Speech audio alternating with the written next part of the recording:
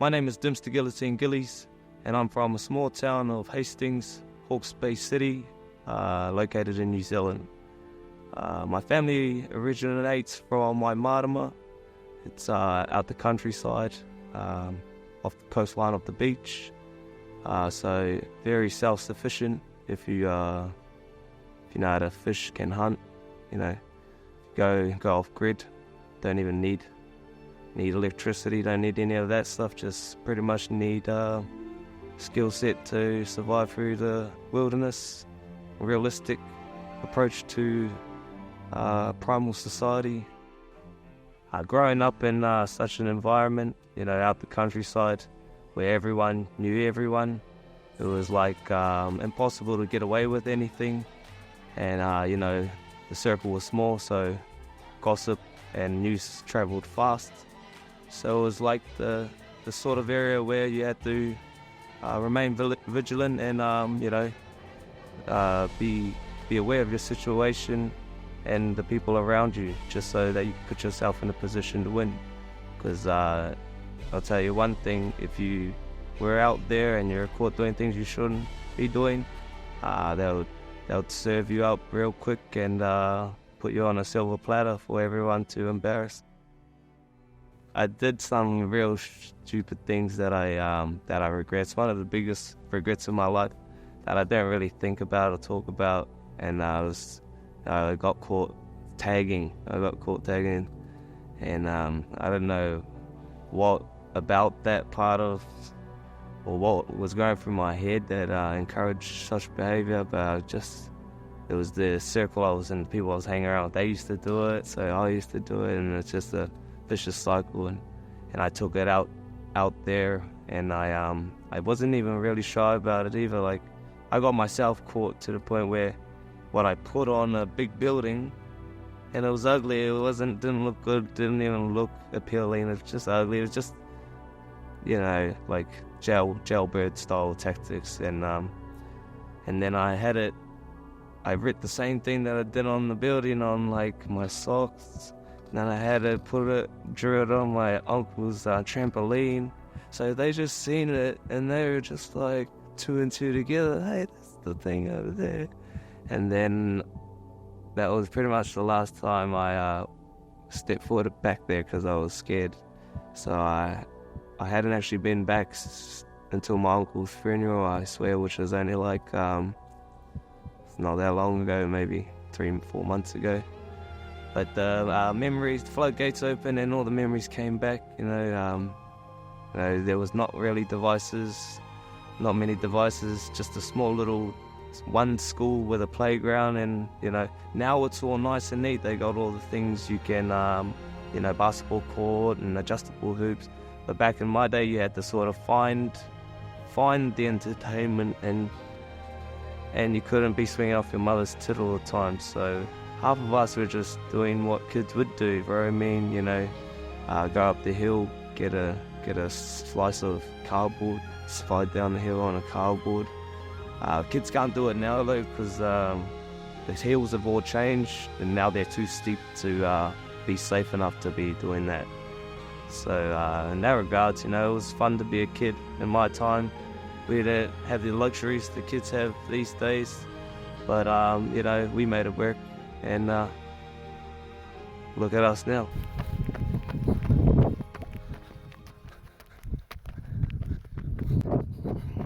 So in terms of my schooling, my friends and everything, it was hard to be consistent in that term of my life, because we were always moving.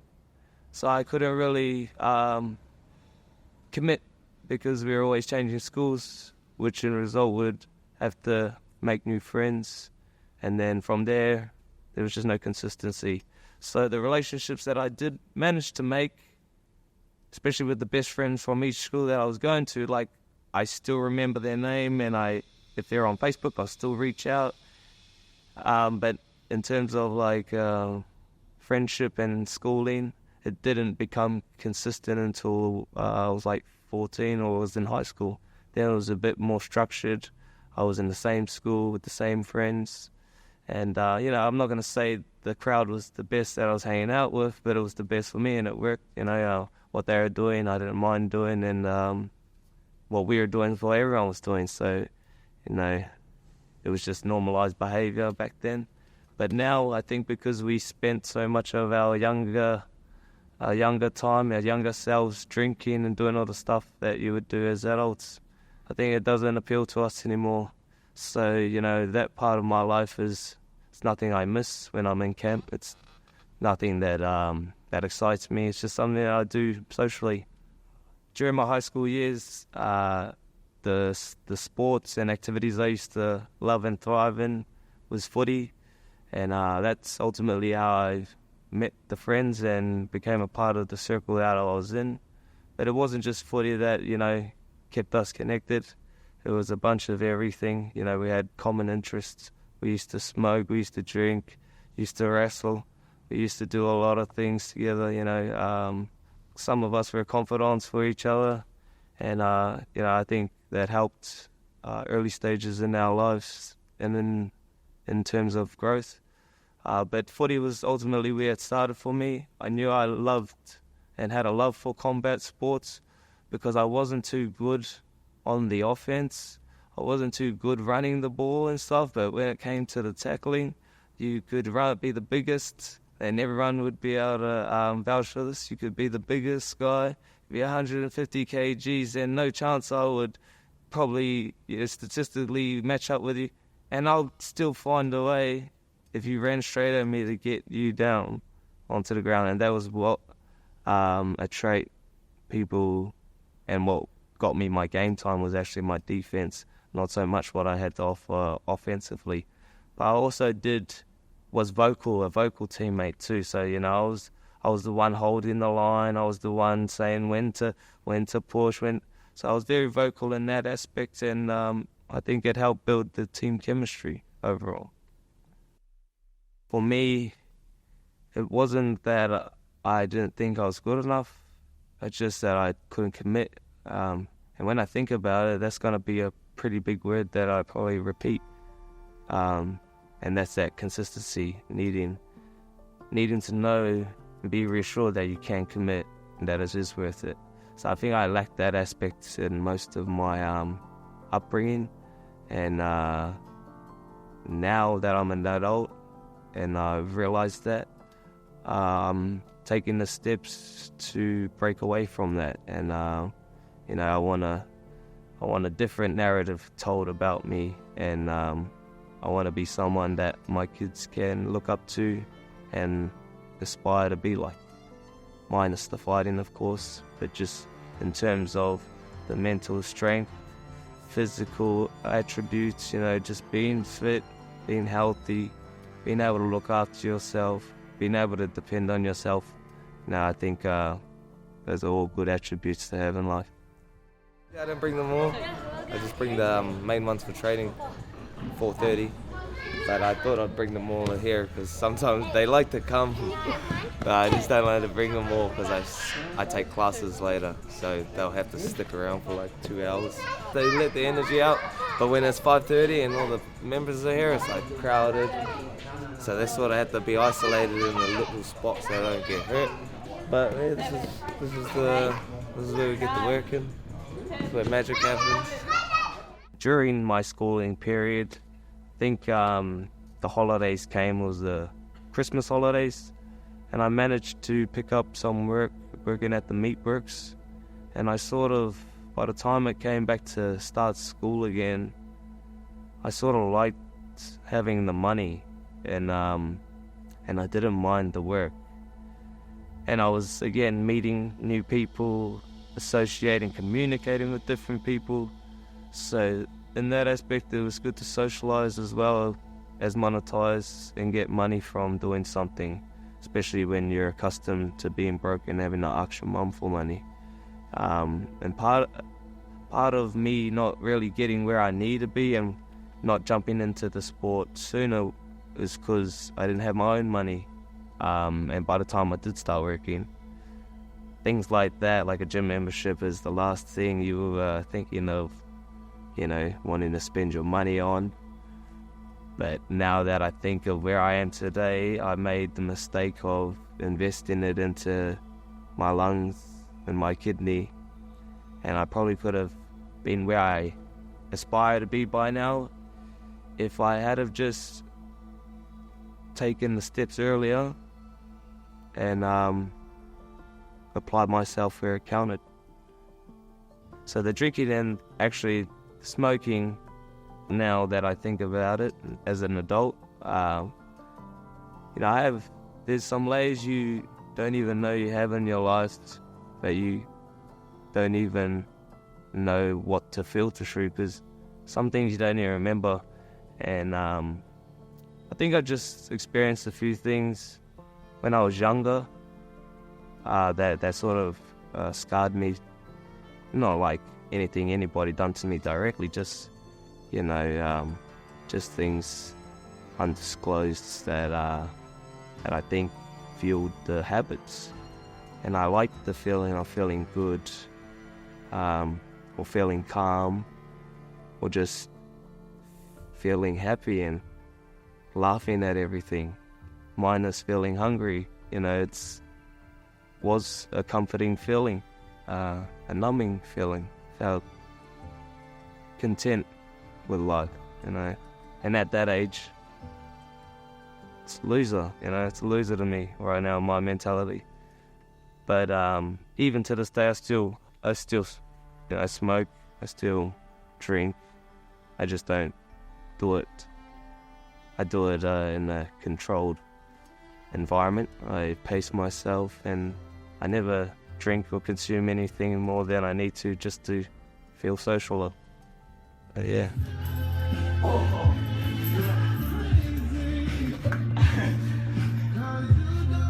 Excuse me, get over there. Well, after pretty much quitting school and then, doing the work for about 8 months straight, my partner at the time had moved over to Brisbane, and it was always my intention to follow. That was the game plan before she left. And then, I saved enough money, and my sister helped and took it upon herself to, take most of what I earned and just give me $100 a week. So I think every week consecutive for about maybe 3 months, she was taking everything and giving me $100 a week. And by the end of it, I had about 2-3 grand saved up, and could afford to make the move and take the leap over the ditch over to Australia.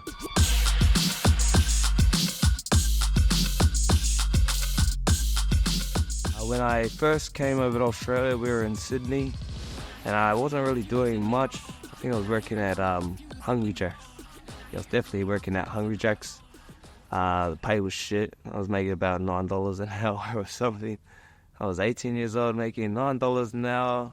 Sold the dream that fast food workers make about $20 an hour before I moved here to make $9 an hour. But from there, that's just pretty much was my life for a few years. Just no purpose, no drive. There was no direction. The relationship I was in at the time, we were just, there's that word again, commit. I just had commitment issues, so that didn't last.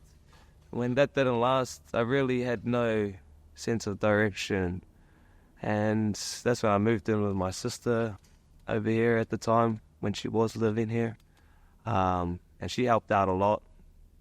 But really, when you think about it, I was just a bum. I was doing nothing with my life. Just drinking, hanging out with my mates. Basically what I was doing when I was younger, I was doing when I first got here.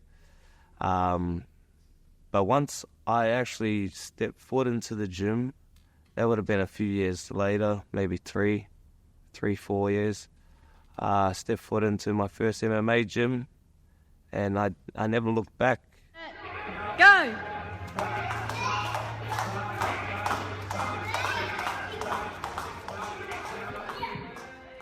The first time I realized MMA was something I could do, that I could pursue, was when I went and watched my first MMA fight show live in person, and just sitting sidelines watching the first few fighters competing, I thought to myself that I was confident enough to beat either one of the guys that were performing that night.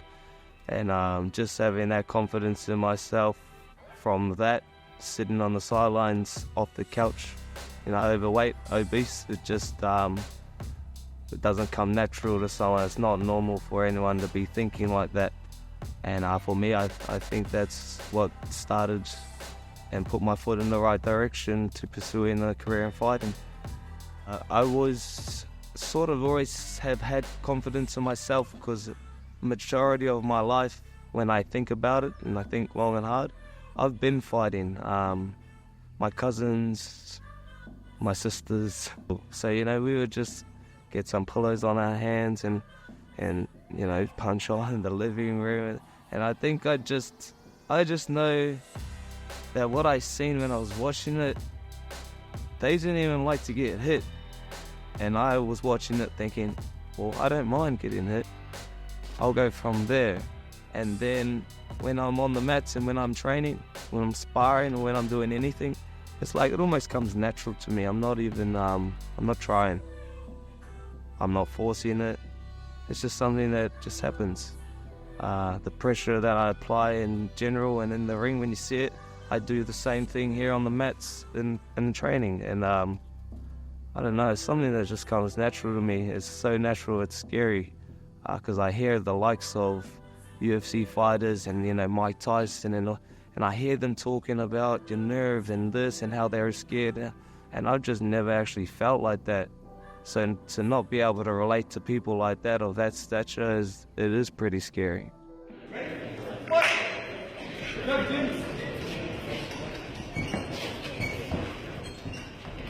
I think it all stemmed from just doing those underground fight shows, the ones that aren't sanctioned. I've done a few of those, so they're all underground. And just getting the experience there first was actually what gave me the confidence to think I could actually do mixed martial arts and fight in 4-ounce gloves. But if I hadn't had that experience prior, I probably wouldn't have been so confident. So, all the time that I did put into the gym, even though I wasn't training, just the thought that I could do it turned into I would do it. And then, I just picked fights first, then I had to commit to it. So really, it was a lifestyle I put myself in a position in first before I could actually commit to it. Because if you had just given me 8 weeks to show that I can do this, and then another 3 to, I'm probably not even going to be able, there's nothing there, there's no end goal. There's too much steps that I got to go filter through. So in that term, I cut the corners, shortcutted, and I'm not mad about the results. I'm not going to lie. Look at the history, look at my resume. The numbers are pretty good, and I like the statistics, and I'm happy with where I am. I'm just going to be more happier with where I'm going. Got a day planned at the park today. Anyone's welcome to come. If they have nothing to do today, bring your kids. We've got heaps of food and drinks. Yeah, buddy, let's go. First fight, it was 2 options. There was a option to fight at something like 70 or 66 or something, and then there was an option to fight at 105 kg, and it was on 2 weeks' notice. I think maybe even 3, and I hadn't been training, but those next 3 weeks I trained every day. I'm not gonna lie, but it was the fight I had to take at 105, I think it was, 105 kgs, because I couldn't make the 66 kg one. So I was really around about roughly 95 kgs, and I had to eat as much as I could to sort of put weight on. And I weighed on with all my clothes and my shoes on and my phone and stuff in my pocket just so I could weigh in at least and not it be cancelled because, I don't know how it works, but I know boxing, if you're so far in between the weight, you're not allowed to compete. So I was just trying to do everything I could to put weight on just to fight that night. But that wasn't really a career-defining moment. It was just something I did spontaneously that was dumb, that I shouldn't have done, that I probably could have died doing. And I did it pretty much with a smile on my face. I loved it. Loved every moment. But that was my first fight, my official MMA fight, and I won by second round knockout. 98 kgs of KFC and McDonald's and a 2-week camp coming off the couch. That's when I knew I was different. That's when I knew I was different.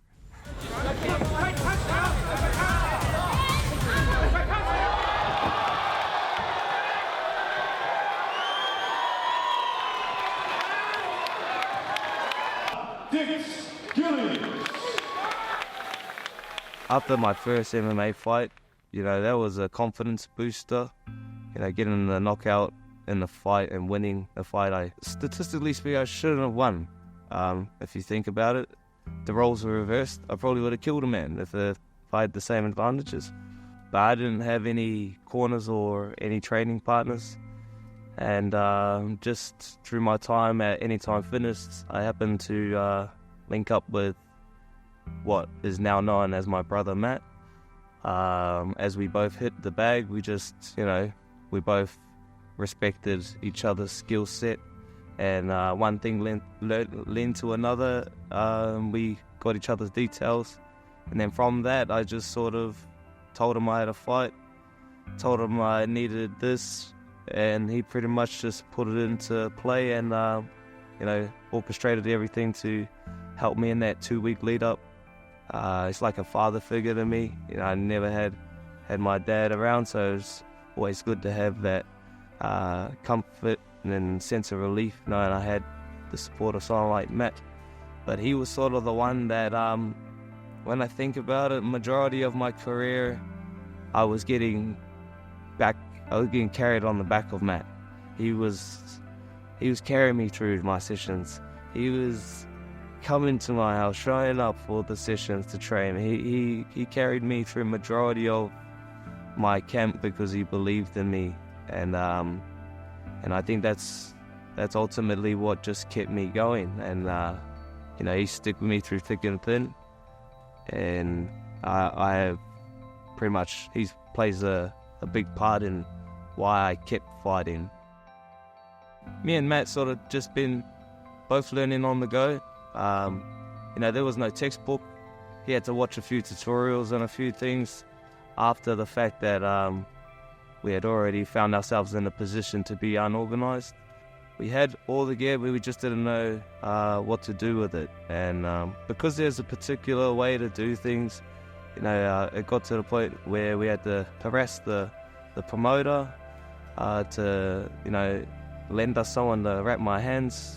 And, thankfully Ben was able to come out the back and help me get that sorted. And then, just one thing after the other, I pack my bag, or my partner does, and, somewhere along the line, I left my shorts, or she left the shorts, or one of us did, and none of us will take the blame for it. So, I ended up in a sticky position. I had a cup, and I was willing to fight in my undies, but I swear I asked Cam if I'll just fight in my undies, and he was, you're not fighting in your undies. So, one thing led to the other. Two ladies had fought before I was about to walk out, so, initiative was kicking in, and I ended up borrowing me a nice hot pink set of tie shorts that I walked out and fought in and put on the performance of a lifetime with. So it's safe to say Molly's Muay Thai shorts have a lot of history behind it, and when I make it to the UFC, I'll give her a signature on the back. What a war! Let's keep it strong!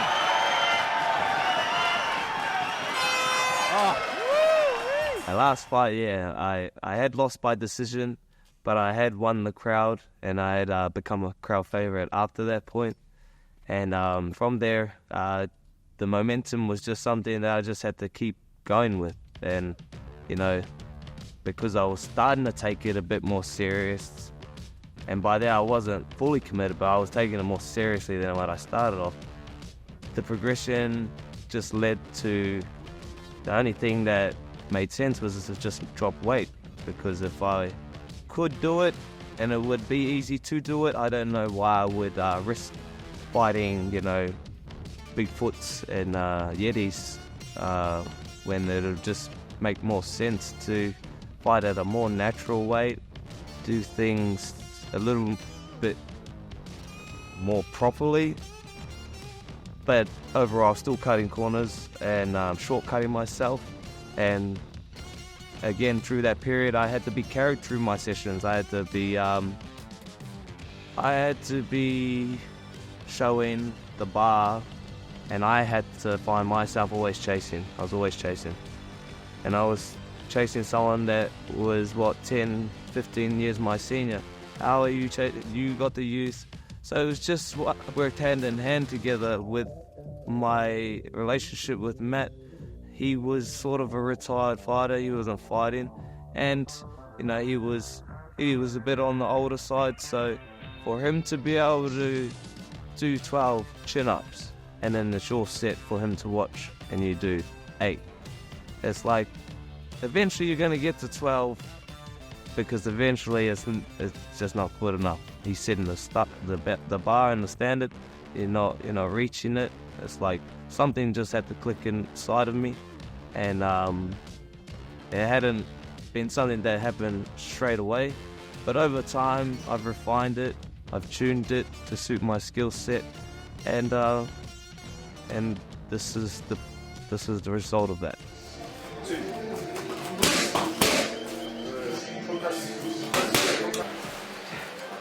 For me, before the move to NTG, you know, for those that don't know, I was running my own little gym that I was also fighting and competing out of. And it all started as an alias. It's just a name that I wrote as a gym that I was fighting out of early on in my career, because they would ask when you fill out papers what your gym name, your trainer, blah, blah. So it all started from there, a gym I created, manifested into existence.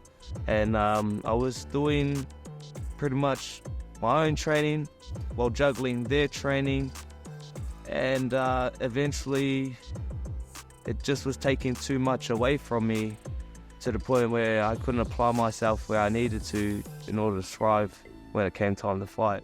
So, I made the decision to shut the gym down, because, I was sick of the cons, because there wasn't much pros that were coming with it. And then I decided to commit to a gym, because I knew it was time to really take things seriously.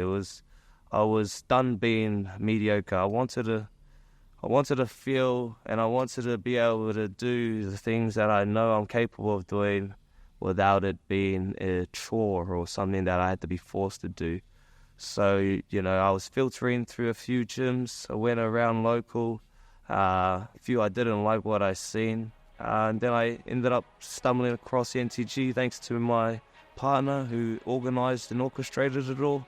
And she brought me down here, even though I was pretty much... They left a sour taste in my mouth the last few gyms that I checked. So I was pretty much over it. But she encouraged me to just stick at it, go check this one out. So I did, and I found very early on that this was a place where I would be able to apply myself fully, commit to myself, and have a team that would be able to commit to me also. And they've proved on more than one occasion that they are, they're qualified to do so.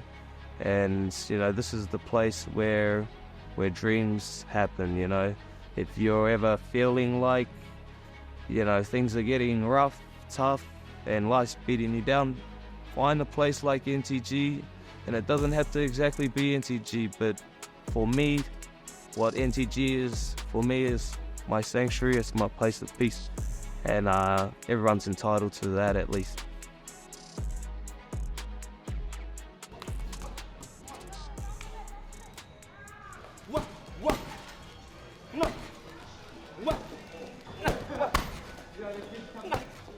It all started with Eternal MMA, you know, promoting that they were going to do a show in New Zealand.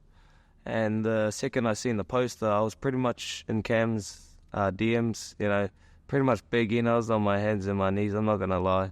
I was desperate. I wanted it more than anything. It was almost the equivalence of fighting for a title or fighting for $1 million for me. And, you know, I took a fight with someone who happened to hurt his ankle, and then he pulled out, but his record was impressive and it was going to be a good fight. And then his teammate happened to step up, and who happened to be Blood Diamond, and the rest wrote itself. So he stepped up on short notice. We catch-weighted the fight, and the show went on. Thankfully, I had already, you know, sold all these tickets. I had already had my family commit to it. So there was no way I was actually pulling out of that fight, regardless of who was going to have to step up in replacement for my opponent, my original opponent. So realistically, I was going to fight anyone, and I would have fought everyone that night if I had to. And, you know, just stepping in the cage with overwhelming support around me, 3 tables and maybe 30 tickets, we'll just say. You know, it was overwhelming to say the least, and it's a feeling that I'll never forget, and a feeling I'll always be grateful for when you think about my life in this sport. Southpaw there, made another left hand for his trouble. Here's a 10-second clacker. Now Gillies. Go empty the tank here, Mike. Both boys. Blood Diamond. Just shipping. Suffering after the bell. My resume speaks for itself. First you had Blake Donnelly, you know, he was AFC champion. He had just came off a doctor stoppage win over David Martinez. So I thought a win over him would definitely solidify me at the top of the top. And I was right when I managed to get the knockout in the first or the second round. I can't actually remember. That's where it all skyrocketed for me. That's where my belief in myself actually, you know, came to fruition. And that's when I started to take things as seriously as I could take them. You know, taking someone that holds a belt in another promotion is the equivalent of beating him and taking the belt in my head. So, you know, that was good momentum for me going into it. But then, you know, I had the next 2 fights after that. I think it was Brenton Mumford, because he was sitting cage side watching me and commentating me when I fought Donnelly. And he seen me get calf kicked once, and it was a good calf kick. It broke my base, and that's why Brenton Mumford took that fight, because he knew he chose the calf kicks. My weakness obviously was the calf kick, and he exploited it. And one thing I take away from that fight with Brenton is that I had to switch predominantly southpaw for a majority of the fight. So that speaks volumes, considering he is, if not one of the most decorated strikers in Australian region. So for me to fight in an unnatural stance and be there predominantly for most of the fight, you know, speaks volumes. Because if the roles were reversed and I took your leg and you had to fight in southpaw for the whole round, you wouldn't survive to the final bell. That's a fact. And then after that one, David Martinez was next. And from there, you know, the game plan was different. The training was structured completely different. And it was just out of touch for me, because it wasn't something I had been doing. And I sort of formulated a game plan that was good, but it wasn't stylistically compatible with what I am and what I'm known to be. So it sort of conflicted what I was trying to normally do naturally, and the game plan was like, it was just, we weren't meeting. And you know, I lost decision in that fight, unfortunately. But one thing I take out of that fight is he had to take me down, and he had to be in a position to survive the fight, because it was only getting worse for him. And for someone like me, if it gets worse for you, the next best thing is just to hold me there, keep me there, and just survive to that final bell. And that's one thing I take away from that he had my back for a good amount of time, and he's finished a lot of people with more accolades on the ground in that aspect of training than me, and I survived comfortably and made him pay for the position that he had that was winning him the fight. Position. They're just having my back again. Even though I was raining down blows, like I could feel my fucking knuckles going into like, and he still just wouldn't let go. Oh, but that guy's big. Like, He's big, yeah. Big. Every single one of you guys in front, that's raining. They look so I think they cut a lot of weight. That's why I need to go down. I need to get down. Definitely could tell that it wasn't my natural weight class, just not by anything that I was doing or that I could see through myself. It's just the comparisons that I would make. So on weigh-in days, yeah, they look small.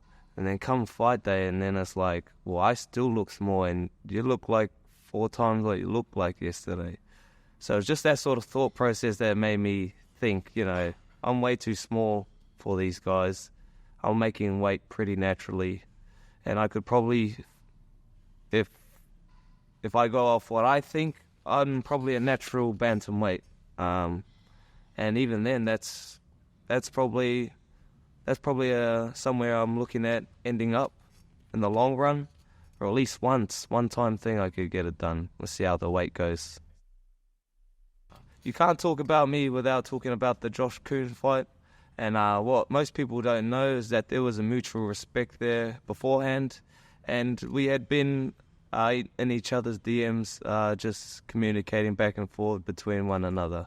The negotiations for the fight were just something along the lines of me telling him if he needed someone because his opponent pulled out, I would be able to step in. But the actual willingness to actually fight him wasn't there. It was something I didn't want to get in the way of what he had going on, and the only way I would have done so is if I, was put on the back foot and had to come forward. And eventually, thankfully, that's what it led to, because the result was Fight of the Year in 2022, I believe.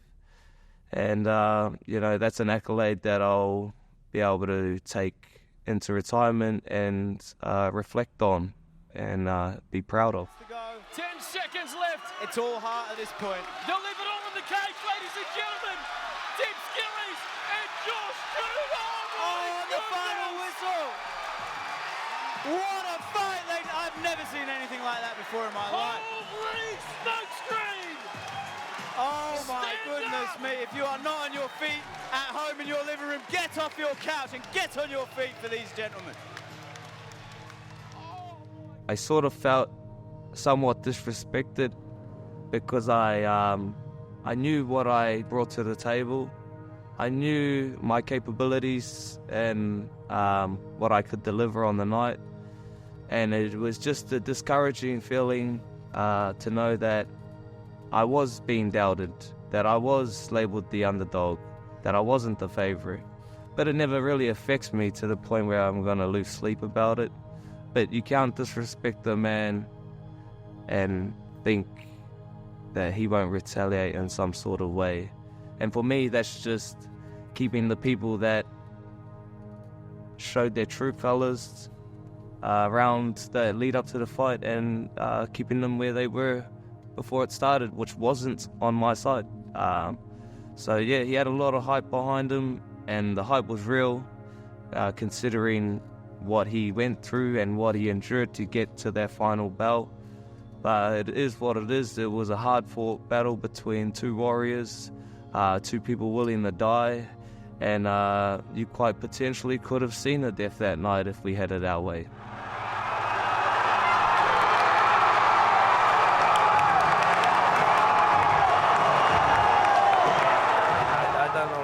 I try to leave it all out there, but I tried to come out unscathed, and that was just not possible against someone like Josh Coon, and it was proven and it was earned tonight, that victory. The Josh Coon fight, to me, showed me more about myself than all of the pro fights I had accumulated before fighting Josh.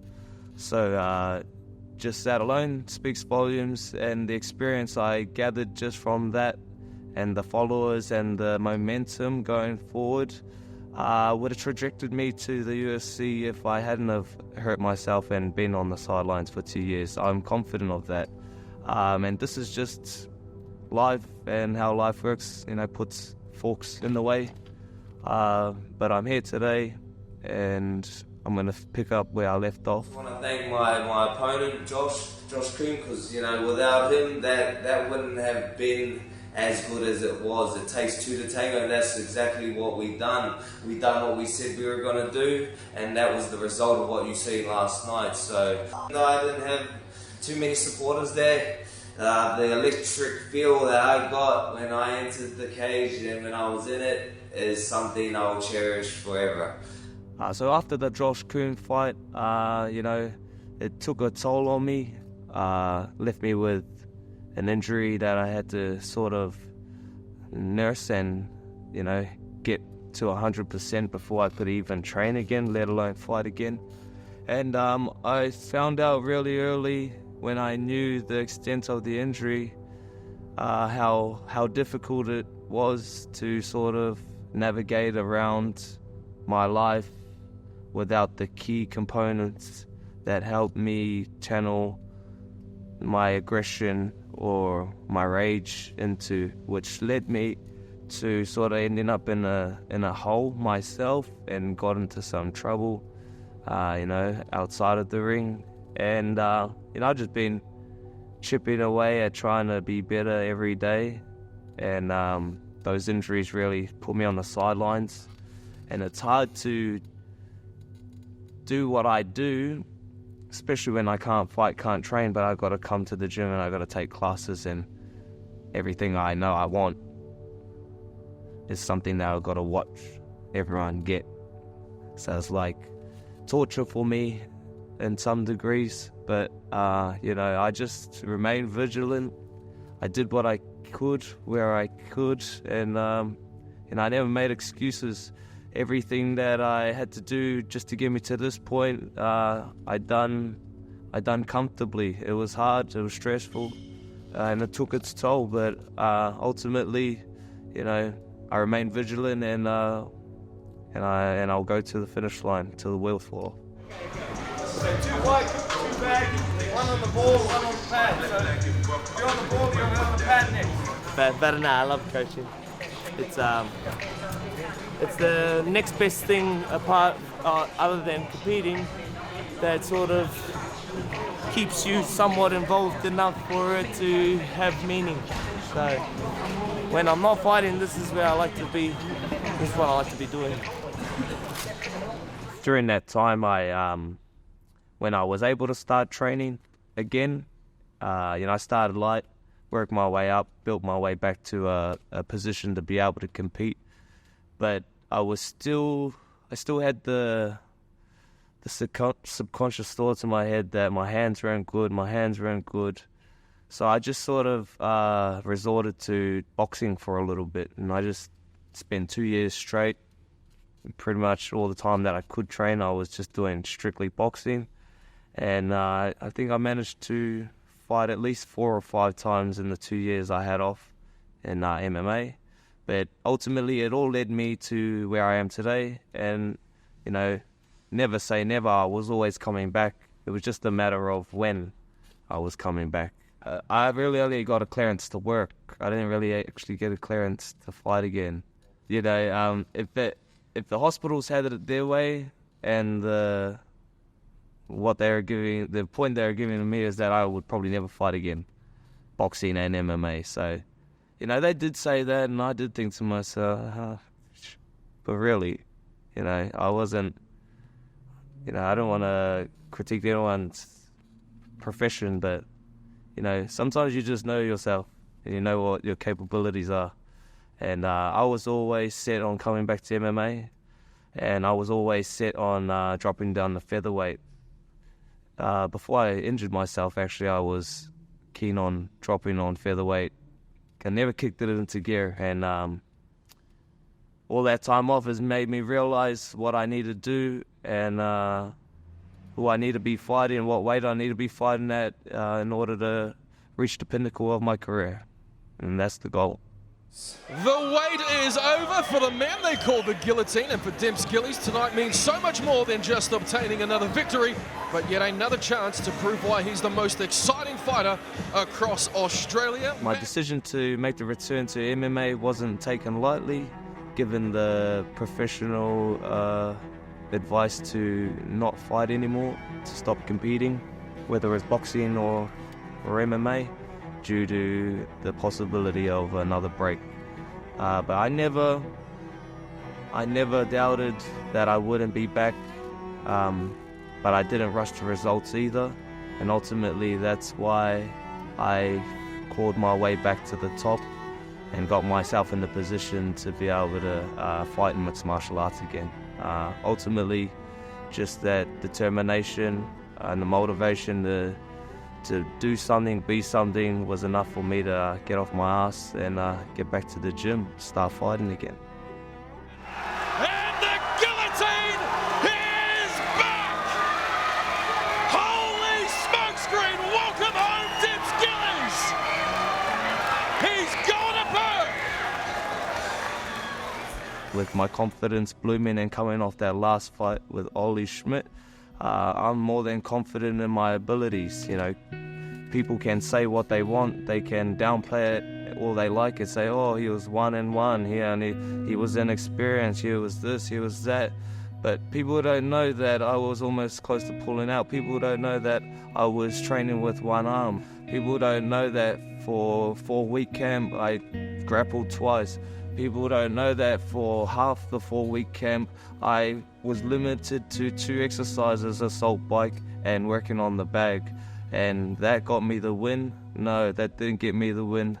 My tenacity and my grit and my grind got me through, and the pressure that comes with the life that breaks me is how I express myself in the ring, and that's the pressure, same pressure I applied that happens to me in life in the ring, and my opponents